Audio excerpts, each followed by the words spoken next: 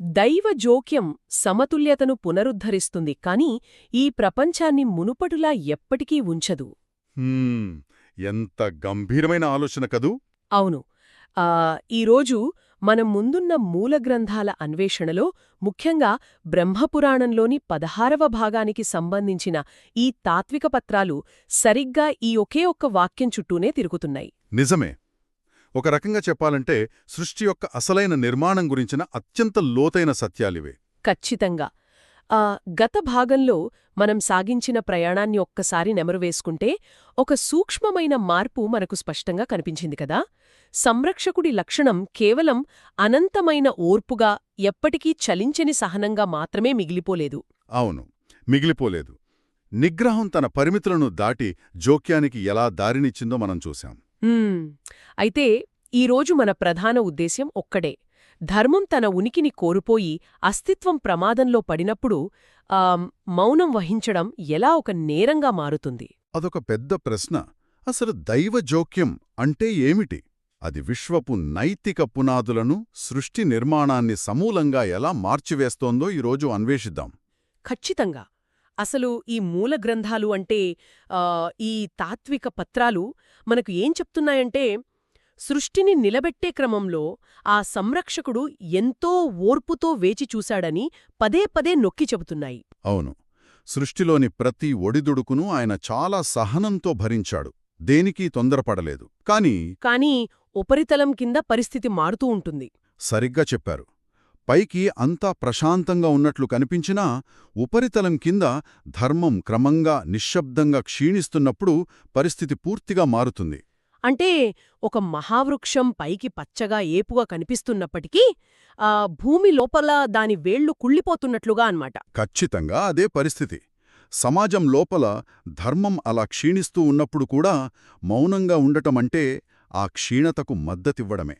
అంటే పరోక్షంగా ఆ పతనంలో భాగస్వామ్యం కావడమే. కాంప్లిసిటీ అంటాం కదా, అలా అన్నమాట. అవును. ఆ మౌనం ఎప్పుడు వీడాలి, ఆ మౌనం వెనుక ఉన్న ఆంతర్యం ఏమిటి అనేది ఈ పత్రాలు చాలా నిశితంగా చర్చిస్తున్నాయి. అంటే ఆ సంరక్షకుడి మౌనానికి కూడా ఒక పరిమితి ఉందన్నమాట. మూల గ్రంథాలను పరిశీలిస్తే రక్షణ లేదా సంరక్షణ అంటే కేవలం ఏ పని చెయ్యకుండా నడిచేది నడవనివ్వడం కాదని అర్థమవుతోంది. కాదు, అస్సలు కాదు. దాన్ని మనం నిష్క్రియాత్మక నిర్వహణ అనొచ్చు. కాని నిజమైన దైవిక రక్షణ అది కాదు. అదొక క్రియాశీలక రక్షణ, డైనమిక్ గార్డియన్షిప్ లాంటిది. నిజమే. పరిస్థితి పూర్తిగా చేజారిపోయి పతనమనేది విశ్వానికి ఒక శాశ్వతమైన విధిరాతగా మారకముందే సృష్టిలోకి ఒక ఖచ్చితమైన సవరింపు ప్రవేశించాలి. సవరింపు, ఈ పదం చాలా బరువైనది. ఒక వైద్యుడు దేహాన్ని రక్షించడానికి ఎంతకాలం మందులతో వేచిచూడాలో, ఎప్పుడు ఆ మందులు పనిచేయవని గ్రహించి శస్త్రచికిత్సకు ఉపక్రమించాలో తెలిసినట్లుగా ఈ సవరింపు ఉంటుందని మనం అనుకోవచ్చు. అద్భుతమైన ఉదాహరణ. ఇక్కడ సవరింపు అనేది విధిరాతగా మారకముందే దైవం కలుగజేసుకోవడం. అంటే అప్పటివరకు ఆ సంరక్షకుడు సృష్టిలోని జీవులందరికీ అవకాశమిస్తూనే ఉన్నాడు అని అర్థం. తప్పులు జరుగుతున్నా వాటంతట అవే సరిదిద్దబడతాయేమో అని ఎంతో ఓర్పుతో చూస్తాడు కదా. అవును, చూస్తాడు. ఎందుకంటే జీవులకు తమ కర్మలను ఎంచుకునే స్వేచ్ఛ ఉంది. ఆ స్వేచ్ఛను దైవం ఎప్పుడూ గౌరవిస్తాడు. కాని ఆ స్వేచ్ఛ మితిమీరి దానికి హద్దులు చెరిగిపోయి మొత్తం సృష్టికే ముప్పు వాటిల్తుంది అనుకున్నప్పుడు మాత్రమే ఆ మహాశక్తి కదులుతుంది. సమాజంలో పైకి ఎలాంటి అలజడి లేకుండా ఒక భయంకరమైన నిశ్శబ్దం అలుముకున్నప్పుడు అంతా సవ్యంగానే ఉంది అనే ఒక భ్రమ కలుగుతుంది మనకు. కలుగుతుంది. కాని లోపల ధర్మం పూర్తిగా నిర్వీర్యమవుతున్న ఆ సమయంలో ఆ నిశ్శబ్దాన్ని భరించడం సృష్టికే ద్రోహం చేసినట్లవుతుంది. అందుకే సృష్టిని రక్షించడానికి, ఆ నిశ్శబ్దాన్ని ఛేదించడానికి దైవ జోక్యం అనివార్యమవుతుంది కదా. ఖచ్చితంగా.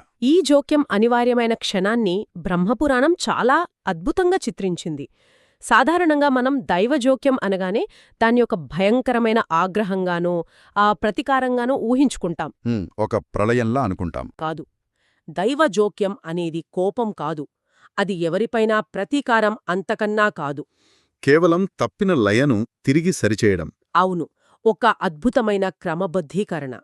ఒక సంగీతకారుడు తన చేతిలోని వీణ శృతి తప్పినప్పుడు ఆ తీగలను ఎంత శ్రద్ధగా, ఎంత ఏకాగ్రతతో తిరిగి సరిచేస్తాడో, ఈ దైవ జోక్యం కూడా అక్షరాలా అలాంటిదే. నిజమే. తీగను బిగించడం అనేది వీణను శిక్షించడం కోసం కాదు, దానిలోని అసలైన నాదాన్ని మేల్కొల్పడం కోసం.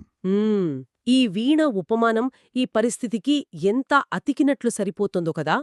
కోపం లేదా ప్రతీకారం అనేవి అహంకారానికి సంబంధించిన లక్షణాలు. నాకు అన్యాయం జరిగింది కాబట్టి ప్రతీకారం తీర్చుకోవాలి అనేది ఒక ప్రాపంచిక ఆలోచన. కాని సృష్టికర్తకు అలా ఉండదు కదా. ఒకరిపై అకారణ ద్వేషం, మరొకరిపై గుడ్డి ప్రేమ ఉండవు. ఆయన దృష్టిలో విశ్వం మొత్తం ఒకే ఒక నాదం. అవును. ఆ లయ అస్తవ్యస్తంగా మారుతున్నప్పుడు ఆ లయను తిరిగి గాడిలో పెట్టడమే ఆయన లక్ష్యం. ఇందులో పగ ఉండదు, కేవలం ధర్మాన్ని రక్షించాలనే సంకల్పం మాత్రమే ఉంటుంది. తీగను బిగించే క్రమంలో కొంత ఒత్తిడి ఏర్పడటం సహజం. ఆ ఒత్తిడిని మనం ప్రతీకారం అనుకోవటం మన అవగాహన లోపమే అవుతుంది. ఖచ్చితంగా. అయితే ఈ శృతికలపటమనేది వినడానికి చాలా మృదువుగా, తాత్వికంగా అనిపిస్తుంది. కాని ఆచరణలో ఈ క్రమబద్ధీకరణ ఎప్పుడూ అంతా సున్నితంగా ఉండదని కూడా ఈ పత్రాలు హెచ్చరిస్తున్నాయి. అవును, సున్నితంగా ఉండదు. సంరక్షకుడు కదిలినప్పుడు విశ్వంలోని శక్తులన్నీ ఒక్కసారిగా తార్మారవుతాయి. అధికారాలు చేతులు మారుతాయి. అప్పటివరకు ఈ ప్రపంచాన్ని శాసిస్తున్నాం, తాము చెప్పిందే వేదమనుకున్న వారి అహంకారం వణుకుతుంది కదా.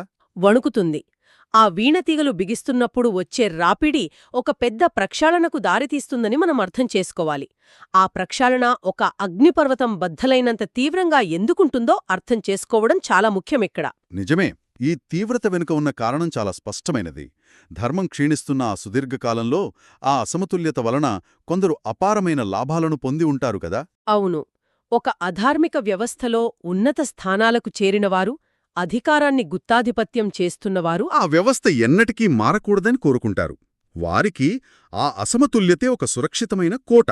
అది వారి సామ్రాజ్యం. అందుకే దైవ జోక్యం ద్వారా ఈ మార్పు జరగబోతున్నప్పుడు, ధర్మం తిరిగి స్థాపించబడబోతున్నప్పుడు వారు దాన్ని తమ సర్వశక్తులు ఒడ్డి అడ్డుకుంటారు.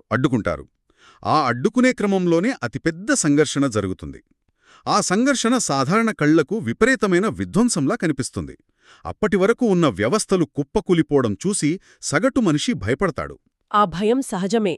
ఎందుకంటే ఒక అడవిలో కార్చిచ్చు రగులుకున్నప్పుడు అది అడవిని నాశనం చేస్తోందని మనం భయపడతాం. కాని వాస్తవానికి ఆ కార్చిచ్చు ఎండిపోయిన పనికిరాని చెట్లను దహించివేస్తూ భూమిలో దాగి ఉన్న కొత్త విత్తనాలకు మొలకెత్తే అవకాశాన్నిస్తుంది.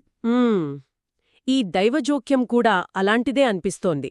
అది కేవలం నాశనం చేయడానికి వచ్చే విపత్తు కాదు, స్వచ్ఛతను తీసుకురావడానికి జరుగుతున్న ఒక అనివార్యమైన ప్రక్రియ. పతనమనేది సృష్టికి శాశ్వతమైన విధిరాత కాకూడదన్న ఏకైక ఉద్దేశ్యంతో సంరక్షకుడు తీసుకునే చర్య ఇది. అవును. ఆయన ఎవరినో అణచివేయడానికి లేదా తన ఆధిపత్యాన్ని ప్రదర్శించడానికి రాలేదు. కేవలం ధర్మాన్ని దాని స్వచ్ఛమైన రూపంలో నిలబెట్టడానికే వచ్చాడని ఈ మూలగ్రంథాలు ఎంత అద్భుతంగా విశదీకరిస్తున్నాయో కదా. నిజంగా ఆ కార్చిచ్చు ఉదాహరణ ఈ ప్రక్షాళనను సంపూర్ణంగా వివరిస్తుంది.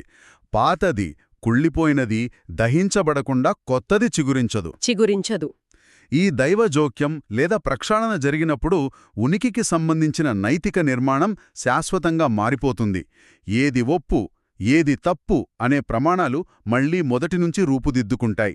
ఒక గొప్ప తుఫాను వచ్చి వెళ్ళాక ప్రకృతి ఎలాగైతే సరికొత్తగా ప్రశాంతంగా కనిపిస్తుందో, ఈ నైతిక పునాది మారడం కూడా అంతే. దైవజోక్యం ఒక ఖచ్చితమైన గీతను గీస్తుంది.